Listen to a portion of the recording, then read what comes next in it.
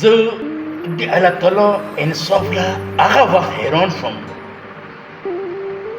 چې ما ولیدلو چې د غریب و د امیر کفن هم یو ده و قبر هم یو ده د ما د ګلاب په شان ګلابه وروره ایوریس امام ابو حنیفه صاحب له چې د امام اعظم لقب یې هم میراث ده هغه یو سړی راغی ورته یې چې امام صاحب ما په خپل ژوند کې څه جمع پونچي یعنې څه پیسې مې جمع کړې وې د مستقبل لپاره و هغه مو په یوې کڅوړې کې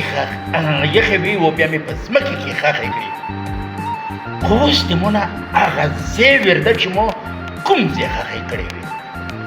نو که داسې یوه وظیفه وي نو موله راکړه چې ما هغه ورک شه موله رایاد شي نو امام اعظم صاحب ورته وویل چې داسې څه وظیفه خو نشته خو داسې چل وکړه چې کله ته د شپې څملې نو د هغې نه مخکې ته په نفلونو شروع وکړه نو تر هغه پورې خپل نفل کا چې کومه پورې ټوله هغه ځای رایاد شوی نه وي نو دا سړی چې کور له لاړ و شپه شروع شوه نو دا په نفلونو باندې شروع شوه نو چې درې څلور پنځه نفلونه یې کړي وو نو هغه د هغه ځای رایاد شو و هغه جمع پونجي یې راوکړه امام اعظم صاحب له صبحایي راغی امام اعظم صاحب له یې چې امام اعظم صاحب ته موله دا وښیه چې دا ټوله څرنګه یاد شو چې زه امام هغه به نفلونه به وکړم نو موله به هغه ځای رایاد شي ته ما په دې راز له غوندې پوه کړه نو امام اعظم صاحب ته یې چې انشاءالله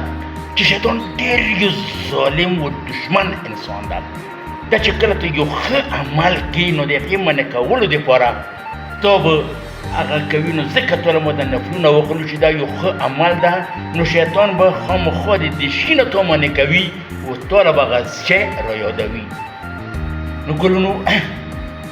دا نن سبا امامان یایي چې یاره وظیفې خپله خو د خپل ځان خلاصېدو ډېره مهرباني ساده په کار